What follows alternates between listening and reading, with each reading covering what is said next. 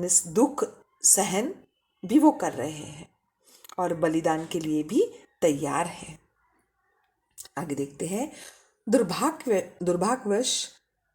दुर्भाग्यवश सन 1857 के महान संघर्ष के बाद हमारे देशवासी निहत्थे हैं, जबकि दुश्मन हथियारों से लदा हुआ है।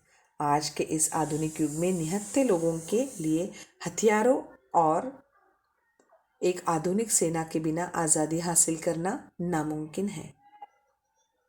क्या कह रहे हैं ये कि दुर्भाग्यवश यानी अनफॉर्चुनेटली, और निहत्थे यानी जिसके पास कोई भी हथियार नहीं हो।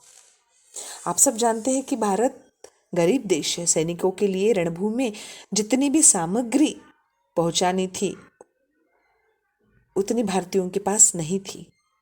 तो 1857 के जो संघर्ष जो हुआ, तब हमारे सैनिक जो थे वो निहत्थे थे, उनके पास कोई भी हथियार नहीं था, जबकि दुश्मन जो है वो हथियारों से लदा हुआ था। तो वह कहते हैं कि यदि हम स्वतंत्र होना चाहते हैं, हमको आज़ादी प्राप्त करनी है, तो हमारे पास आधुनिक युग में निहत्थे लोगों के लिए हथियार और आधुनिक सेना के बिना आज़ादी हासिल करना हमारे लिए नामुमकिन है। ये कभी भी मुमकिन नहीं हो सकता, इम्पॉसिबल है ये, कि जब तक हम अपने सैनिकों को हथियार नहीं देते और एक स्ट्रॉन्ग, एक सशक्त और एक आधुनिक नए युग की सेना फौज हम तैयार नहीं करते, तब तक हमें आज़ादी नहीं मिल सकती। आगे देखते हैं। अब ज़रूरत सिर्फ इस बात की है कि अपनी आज़ादी की कीमत चुकाने के लिए भारतीय स्वयं आगे आए। यहाँ नेताजी सबको एक प्रकार का आह्वान कर रहे हैं। नेताजी कह रहे हैं कि हमें आज़ादी की कीमत चुकानी है, तो चुकाने के लिए सारे भारतीयों को आगे आना चाहिए। यानी सबको आज़ादी के लिए अपनी जान की कुर्बानी देने के लिए तैयार रहना चाहिए। संपूर्ण सैन्य संगठन के कार्यक्रम के अनुसार मैंने आपसे जवानों, धन और सामग्री की मांग की थी। वे कहते हैं कि संपूर्ण सैन्य संगठन का कार्यक्रम जब भी हुआ था पूर्व एशिया में, तभी मैंने आप सबसे 3 चीज़ों की मांग की थी। वो है जवान, धन और सामग्री, यानी हथियार, वेपन्स जिसे हम कहते हैं। धन यानी पैसा और जवान यानी मनुष्य बल। इस सब की मांग मैंने की थी। मुझे आपको बताने में खुशी हो रही है कि हमें पर्याप्त संख्या में रंगरूट मिल गए हैं। हमारे पास पूर्वी एशिया के हर कोने से रंगरूट आए हैं। चीन, जापान, इंडोचीन, Philippines, Java, Borneo, Celebes, Sumatra,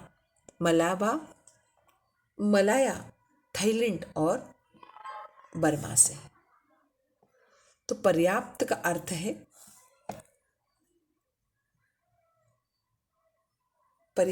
अर्थ है पूरी तरह से, यानी पूर्ण संख्या में हमें रंगरूट यानी क्या, नया सिपाही यानी मनुष्य बल, जिन्हें हम मैन पावर कहते हैं। तो वो मनुष्य बल यानी नए सिपाही हमें पूरी संख्या में मिल चुके हैं। यानी हमारे पास एशिया के कोने कोने से सिपाही आए हैं। कहाँ से आए हैं? चीन, जापान, इंडोचीन, Philippines, Java, Borneo, Celebes, Sumatra, Malaya और थाईलैंड और बर्मा से। इन सब जगह से हमें रंगरूट यानी सिपाही मिले हैं। तो अभी हमें ज़रूरत है धन और सामग्री की, ऐसे नेताजी कह रहे हैं।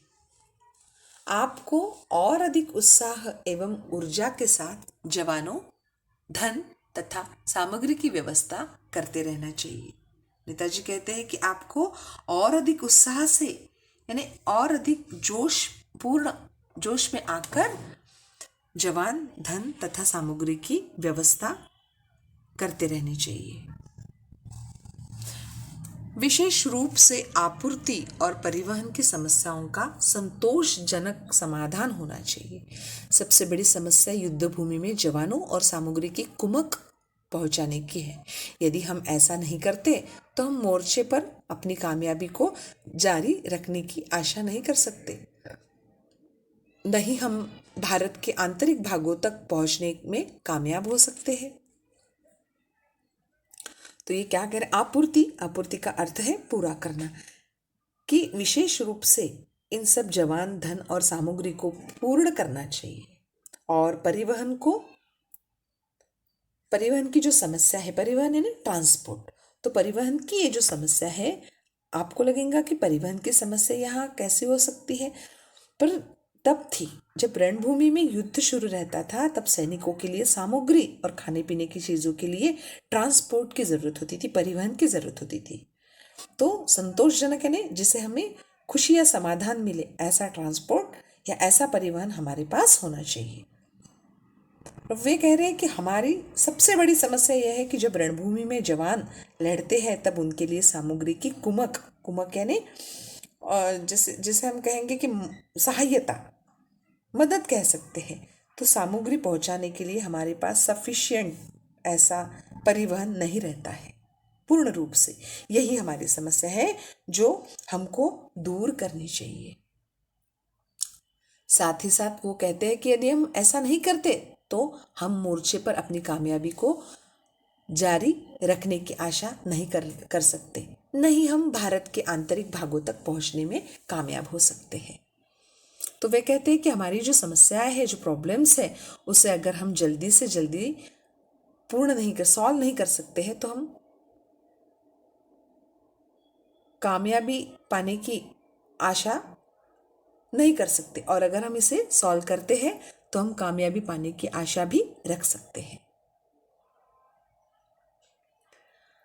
आंतरिक, आंतरिक का अर्थ है भीतरी, मतलब हमारे पास जवान, धन तथा सामग्री रणभूमि तक पहुंचाने के लिए जो परिवहन है, ट्रांसपोर्ट है, तो इन सब की व्यवस्था यदि हम नहीं कर सकते हैं तो हम भारत को आज़ादी दिलाने की उम्मीद नहीं रख सकते हैं, और हम स्वतंत्रता संग्राम को सफल नहीं हो सकते। यदि हम भारत को भीतरी भागों तक पहुंचना चाहते हैं, भारत के भीतरी भागों तक यदि हम पहुंचना चाहते हैं, आंतरिक यानी भीतरी भागों तक हम जाना चाहते हैं, तो हमें इन सब की व्यवस्था करनी होगी, ऐसा नेताजी कहना चाहते हैं। तो बच्चों, आज के लिए बस इतना ही।